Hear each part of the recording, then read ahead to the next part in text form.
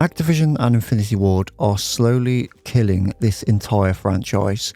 Multiplayer has been completely left in the dust when it comes to the content that we receive ever since the release of Warzone and DMZ.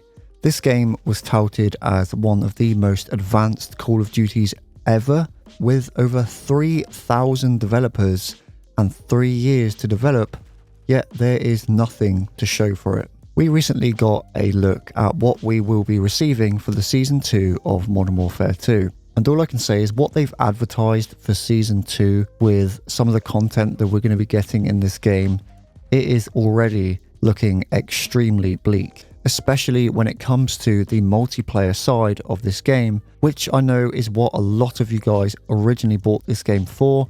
And it's what I'm going to be covering here in this video. I'm not going to go too much into DMZ or Warzone because I'm going to save that for a later video. But ever since the release of both of those modes, it seems that COD multiplayer has just been left in the dust to slowly fade away into obscurity.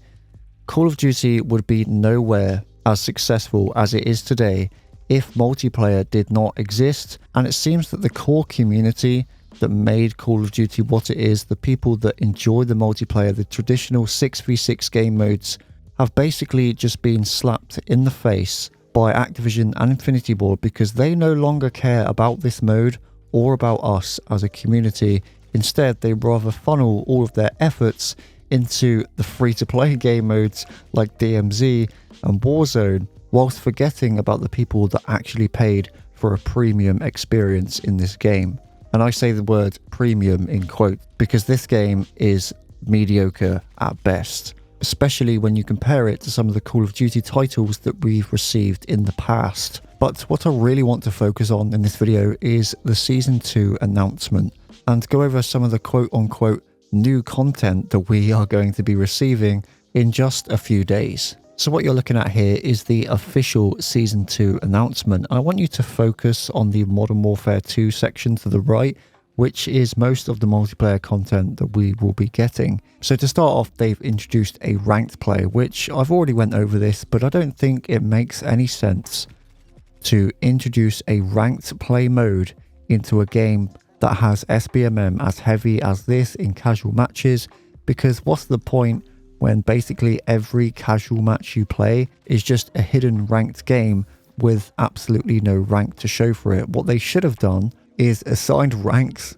for the casual matches that use their SBMM system, because let's face it, SBMM, no matter how much we hate the mode and we talk about it and we go over all of the negative effects that it has on COD, it's never going to go away. The only plus side I can make of this is the fact that if you play rank mode, you're actually going to know what kind of ranks you're getting up against. Whereas with casual matches, the SBMM system just hides it all away from you. There is some new modes, and I say new again in quotes: Infected, Gun Game, Grind, Drop Zone, All or Nothing, and One in the Chamber. Again, most of these modes we've seen in previous Call of Duties. I'm not going to bash too much on that because some of these modes are actually quite fun. But then we get to the really juicy part. We got some new multiplayer maps.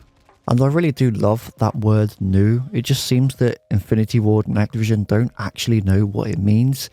But hey, let's take a look. So, for the maps, we have Dome, which we saw in Modern Warfare 3.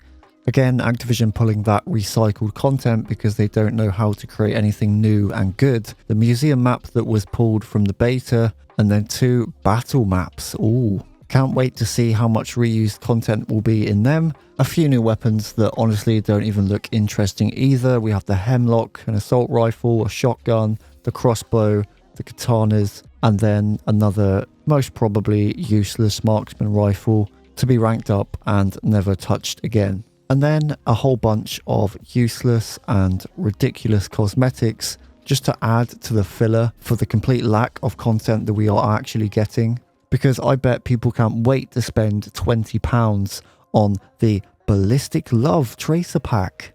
It's honestly quite pathetic for a paid and what is supposed to be premium game that all we seem to be getting season after season is content that is just ripped from other Call of Duty titles with no creativity, effort or thought put into it whatsoever. especially when Activision keep touting that they had 3,000 developers and 10 plus studios working on this game. We cannot continue to allow them to sell us a product for such a high price and then do the bare minimum in an attempt to keep people playing the game. But as the months go on, I'm sure we will see just how much this game is going to suffer because of it. Season 1 seemed to last forever, and even after the first few weeks, I was already bored of playing this game, and based on a lot of the comments that I see from you guys, you were too. Thanks for watching. Remember to leave me a like, subscribe if you haven't, drop me a comment down below, tell me what you think of the content that we're going to be getting, and I'll catch you in the next one.